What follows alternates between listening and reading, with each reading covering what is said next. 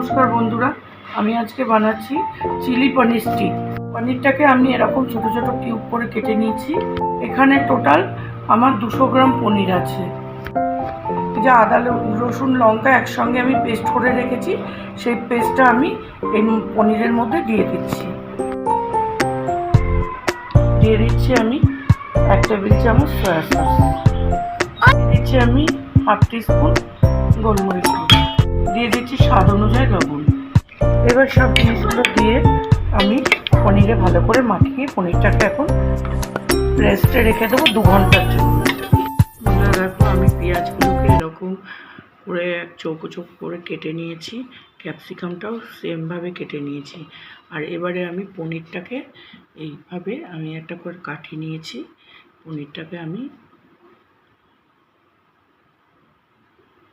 দিয়ে দিলাম। তারপরে কীরকমভাবে আমি সবকটা পনিরের পিস গড়ে নিচ্ছি। একটা পেঁয়াজের টুকরো দিয়ে দিচ্ছি, একটা ক্যাপসিকাম, আবার একটা পনিরের পিস দিয়ে দিচ্ছি,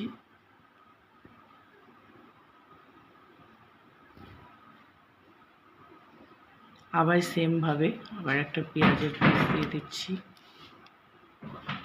একটা ক্যাপসিকাম পিস দিয়ে দিচ্ছি,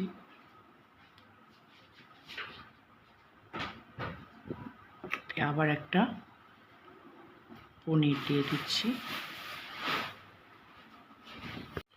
আমার সবকটা চিলি পনির স্টিক রেডি হয়ে গেছে। এবার বাকি যে কাজটা করব সেটা তোমাদের সাথে শেয়ার করছি। আমি সসের একটা পেস্ট তৈরি করছি। সেটাতে হচ্ছে আমি প্রথমে দিয়েছি এখানে 2 চামচ রেড চিলি সস। এইবার দেব আমি 2 চামচ মতো টমেটো সস, 2 চামচ টমেটো সস দিলাম। আর দেব শেজওয়ান সস,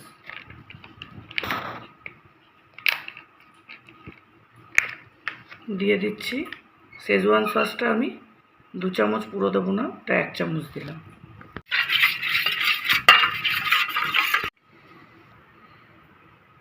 এবার আমি মিক্সড করে নিচ্ছি 3 রকমের সসটা একসাথে করে। আমি এই যে 3 রকমের সস একসঙ্গে মিক্সড করেছি, সেটার মধ্যে আমি এই পনিরের স্টিকটাকে আমি দিয়ে রেডি করে নিলাম। এই একই রকমভাবে আমি সবকটা পনিরের স্টিক গড়ে নিচ্ছি। বন্ধুরা দেখো আমার সবকটা স্টিক করে নেওয়া হয়ে গেছে। বন্ধুরা দেখো আমি কড়াইতে তেল বসিয়ে দিয়েছি, তেলটা গরমও প্রায় হয়ে এসছে, হালকা হালকা গরম হয়ে গেছে। এবার আমি আস্তে আস্তে গ্যাসটাকে লোতে রেখে আস্তে আস্তে আমি এই পনির স্টিকটা দিয়ে দেবো।